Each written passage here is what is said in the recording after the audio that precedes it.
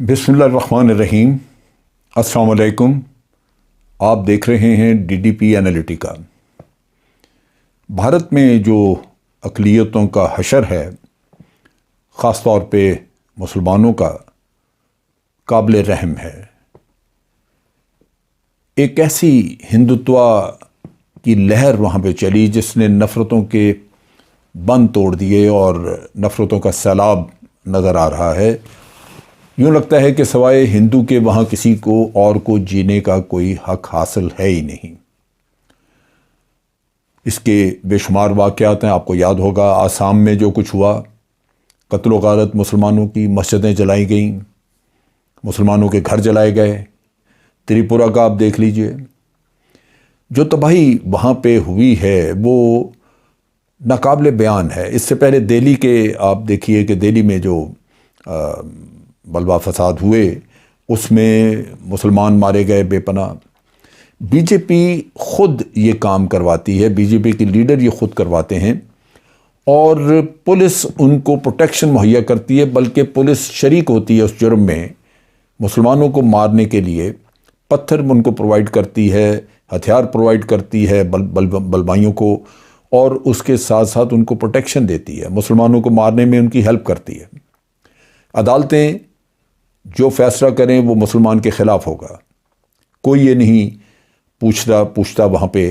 کہ مسلمان کے ساتھ زیادتی اور ظلم کرنے والے کو سزا ہونی چاہیے، یہ نہیں ہے۔ آج جو حالات وہاں پہ ہیں وہ کسی بھی صورت میں نارمل نہیں کہے جا سکتے، بلکہ مسلمانوں کے لیے زندگی اجیرن ہو چکی ہے۔ یہ تو عام مسلمان کا حال تو اپنی جگہ پہ۔ کانگریس کے ایک لیڈر سلمان خورشید، جو بھارت کے وزیر خارجہ بھی رہے ہیں، یونائٹڈ نیشن میں بھی بھارت کو ریپرزینٹ کرتے رہے ہیں، ان کی بے پناہ خدمات ہیں بھارت کے لیے۔ ان کی نہ صرف خدمات، بلکہ میں سمجھتا ہوں کہ انہوں نے ایک صحیح بھارتی کی طرح بھارت کے مفادات کا وہاں دفاع کیا۔ میرا نہیں خیال کہ کبھی ان کے ذہن میں یہ خیال بھی آیا ہو کہ وہ مسلمان ہیں۔ اور پھر آپ دیکھیے ان کا تعلق کانگریس سے ہے، اور ایک سیکولر ملک کے حیثیت سے وہ فخریہ بات کرتے تھے، اور انہوں نے پاکستان کے مقابلے میں بھی بھارت کے مفادات کو جیسے بھی تھے ان کی بہت نگہداشت کی، بہت خیال رکھا۔ اب وہ نشانے پہ ہیں بھارت کے انتہا پسندوں کے۔ ہارڈ لائنرز نے جا کے نینی تال میں ان کا گھر، جو کہ اس کو تباہ کیا، اس کی توڑ پھوڑ کی گھر میں ان ہندوتوا کے لیڈرز نے، جو کہ بی جے پی سے جن کا واسطہ، آر ایس ایس کے لوگ، اور نہ صرف توڑ پھوڑ کی بلکہ سلمان خورشید صاحب کے گھر کو آگ لگائی، ان کا گھر جلایا۔ یہ ایک تازہ ترین واقعہ ہے جس میں کہ وائلنس ہوئی، اور 100% مذہب کی بنیاد پہ۔ یہ کام اس طرح کا عام ہو رہا ہے، اور یہ مودی صاحب، نریندر مودی کے حکومت میں آنے کے بعد ہوا ہے۔ قصہ یوں ہوا کہ سلمان خورشید صاحب نے ایک کتاب لکھی۔ اس کتاب میں انہوں نے تذکرہ کیا، اور یہ اب آپ کی اپنی رائے ہے یا سچائی پہ مبنی ہے، کیونکہ لکھاری جو کچھ بھی لکھتے ہیں وہ بنیادی طور پہ تو ان کی اپنی سوچ ہوتی ہے، لیکن وہ حالات کا جائزہ لے کے موازنہ کر کے دوسرے ملکوں سے، یا اگر بھارت میں ہیں تو ایک بھارت جو پہلے تھا مودی کے آنے سے پہلے، اور ایک بھارت جو مودی کے آنے کے بعد ہے، وہ اس کا موازنہ کر کے تو وہ اپنی بات چیت لکھتے ہیں۔ اور سلمان خورشید صاحب نے لکھا کہ انہوں نے دراصل کمپیئر کیا، موازنہ کیا ہے ہندوستان میں نیشنلزم، جو کہ سیکولر کنٹری ہونے کے وقت میں تھا، اور جو اب ہے، اور اس میں انہوں نے کہا ہے کہ یہ ایکسٹریمسٹ گروپ جس طرح بن چکا ہے یہاں پہ، یہ ایک داعش کی یعنی ISIS کی شکل کی طرح لگتا ہے، اور اسی طرح پلتا پھولتا ہے۔ اگر آج نہیں تو وہ بن جائے گا، کیونکہ جس طرح وہ نفرتوں کا قصہ بڑھ رہا ہے، جس تیزی سے مسلمانوں کے خلاف جرائم بڑھ رہے ہیں، عیسائیوں کے خلاف جرائم بڑھ رہے ہیں، اس کی پوری پاسبلٹی موجود ہے کہ وہ کچھ عرصے میں وہی انتہا پسند تنظیم جو کہ داعش تھی اسی طرح کی وہ چیز بن جائے گی۔ سلمان خورشید چونکہ ایک مسلمان ہیں اور انڈین کانگریس سے اس کا تعلق ہے، تو سیاسی اعتبار سے بھی وہ بی جے پی کے آدمی نہیں ہیں، ایک مخالف اپوزیشن کے آدمی ہیں۔ دوسری طرف یہ ہے کہ مسلمان ہیں۔ پولیس نے جو کہانی بتائی وہ یہ کہتے ہیں کہ 20 کے قریب لوگ تھے، جبکہ لوگ کافی زیادہ تھے، اور یہ ہارڈ لائنر ہندو تھے جنہوں نے وہاں پہ جمع ہو کے تو نہ صرف نینی تال میں ان کے گھر کے سامان کو توڑا پھوڑا پھینکا، بلکہ انہوں نے آگ بھی لگائی۔ انہوں نے بے شمار نعرے وارے بھی لگائے، پتھر اندر پھینکے، اور شیشے کھڑکیوں کے کئی توڑ دیے اور سامان کو رینسیک کیا۔ یہ وہ حرکتیں تھیں جو کہ وہ انتہا پسند وہاں پہ کرتے رہے۔ بعد میں انہوں نے پھر آگ لگا دی اور اس طرح انہوں نے اپنا غصہ نکالا۔ لیکن بات یہاں ختم نہ ہوئی، بلکہ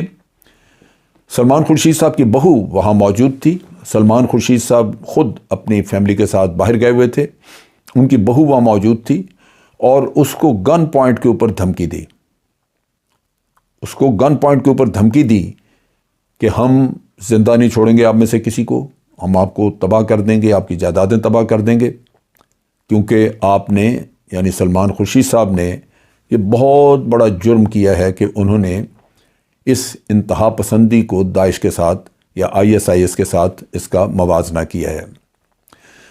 خورشید صاحب جو ہیں وہ فارن سروس کے آفیسر تھے، انہوں نے 2012 اور 2014 میں وہ فارن منسٹر رہے، اور ان کی خدمات بھارت کے لیے بہت ہیں۔ انہوں نے بعد میں سوشل میڈیا پہ آ کے تو اپنے وہ گھر کی تصاویر اور وہ جو چیزیں تباہی مچی ہوئی تھی وہ بھی انہوں نے شیئر کی لوگوں سے، عوام سے، اور ساتھ انہوں نے لکھا کہ شیم یعنی یہ شرم کا جو لفظ ہے یہ بھی پوری طرح اس قصے کو بیان نہیں کرتا، یہ اتنا ایفیکٹو نہیں ہے کہ انسان یہ کہہ سکے اس ایک لفظ سے یہ مطلب لے سکے، کیونکہ جو کچھ ہوا ہے وہ بہت ہی زیادہ ہوا ہے۔ پھر انہوں نے یہ بھی کہا کہ میں آج بھی یہ محسوس کرتا ہوں کہ یہ وہ ہندوستان نہیں رہا، یہ ہندوازم کی وجہ سے ایک کچھ اور ہی ملک بن چکا ہے۔ اب وہاں پہ عام آدمی یہ سمجھتا ہے کہ جو مذہبی اقلیتیں ہیں وہ اس ہندو میجورٹی ملک میں جس طرح ان کو ڈسکرمنیٹ کیا جاتا ہے، جس طرح ان کے خلاف وائلنس کی جاتی ہے، خاص طور پہ 2014 کے بعد جب سے کہ مودی حکومت میں آئے ہیں، تو یہ ہندوستان اب رہنے کے قابل نہیں رہا۔ آپ کو یاد ہوگا میں نے آگے بھی اس پہ ایک ویلاگ کیا تھا، ایک ویڈیو کی تھی، کہ امریکہ کا جو کمیشن انٹرنیشنل ریلیجس فریڈم کے اوپر ان کا کمیشن ہے، اس نے 2020 میں بھارت کو ایک خاص ملک کے طور پہ اس کے اوپر نگہداشت رکھنے کے لیے کنسرن شو کر کے تو اس کو بتایا تھا کہ اس کے اوپر کنسرن ہے، لہٰذا اس کے اوپر اسپیشل نظر رکھی جائے گی۔ اور پھر 2021 میں یعنی اس سال انہوں نے کہا کہ نہیں، بھارت بدلا نہیں، یہاں پہ انتہا پسندی بہت ہے، مذہبی آزادی نہیں ہے، اقلیتوں کے لیے حالات بہت مشکل ہیں، لہٰذا انہوں نے اسٹیٹ ڈپارٹمنٹ کو ریکمینڈ کیا کہ ان کا نام مذہبی جو انتہا پسندی ہے اس لسٹ میں شامل کیا جائے۔ اب بات یہاں نہیں، آپ دیکھیے کہ دوسرے شہروں میں کیا ہو رہا ہے۔ بھارت کی جو ریاست گجرات ہے، وہاں پہ جو 3-4 سیوک باڈی جو جیسے میونسپل کارپوریشنز ہوتی ہیں، انہوں نے منع کر دیا، انہوں نے بین لگا دیا ہے کہ پورے شہر میں کوئی بھی شخص نان ویجیٹیرین خوراک یا ویجیٹیرین فوڈ کا سٹال نہیں لگا سکتا، وہ نہیں بیچ سکتا۔ اس کا مطلب یہ ہے کہ عموماً مسلمان جو گوشت وغیرہ کی چیزیں کھاتے ہیں وہ بین ہو گئی کہ آپ یہ یہاں پہ کھا نہیں سکتے، بیچ نہیں سکتے۔ اس میں لازماً مسلمانوں کے ساتھ تو زیادتی ہے، لیکن کہا یہ گیا ہے کہ ہندو میجورٹی جو ہے ان کی، اس ہندو کمیونٹی کی جو سینٹیمنٹس ہیں وہ اس سے ہرٹ ہوتے ہیں، لہٰذا یہاں پہ صرف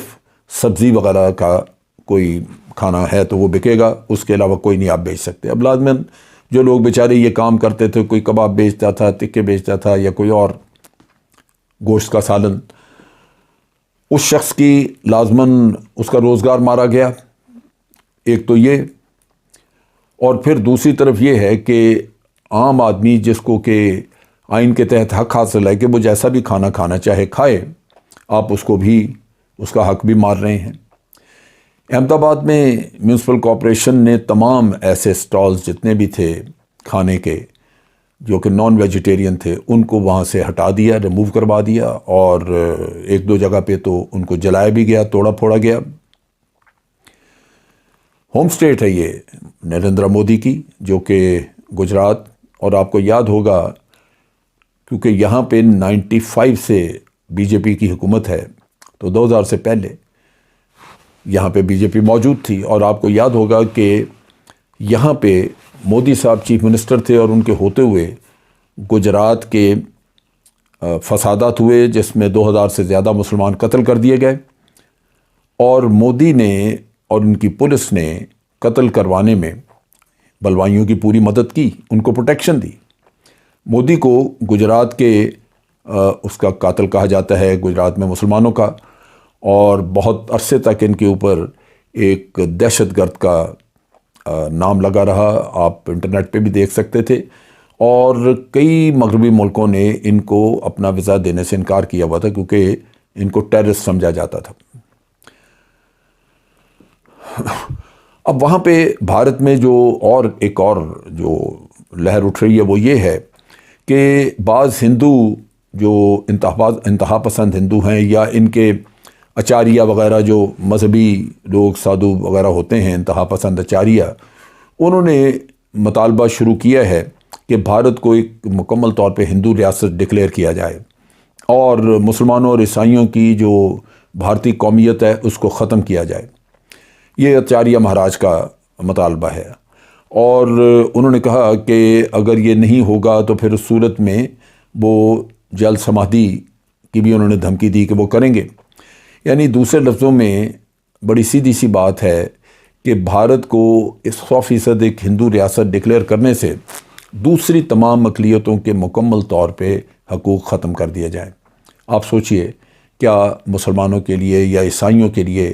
یہ دہشت گرد ملک، یہ انتہا پسند ملک رہنے کے قابل رہا یا نہیں؟ لازمی بات ہے کہ تمام اقلیتیں نہ صرف اپنا بلکہ آئندہ اپنی آنے والی نسلوں کا سوچیں گے کہ ان کو کیا تحفظ ہے، یہاں پہ ان کی زندگی کیا ہوگی، لہٰذا اس تناظر میں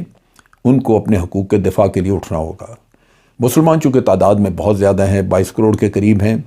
ان کے لیے تو وہی حل ہوگا، اور ان کو وہ ڈیمانڈ کرنا چاہیے جو 1947 میں ہمارے قائد نے ہمیں دیا۔ یہ ملک پاکستان آج موجود ہے تو اس کی آزاد فضاؤں میں آپ اپنے تمام مذہبی اپنے عملیات پورے کرتے ہیں، اپنی ذمہ داریاں نبھاتے ہیں، اور اس کے ساتھ ساتھ ایک پرامن زندگی گزارتے ہیں۔ یہ اللہ تعالیٰ کی ایک نعمت اور تحفہ ہے ہمیں، اور 22 کروڑ مسلمانوں کا یہ حق ہے کہ وہ اپنے لیے بھی ایک علیحدہ خطے کا مطالبہ کریں۔ آج کے لیے اتنا ہی۔ افواج پاکستان زندہ باد، پاکستان پائندہ باد۔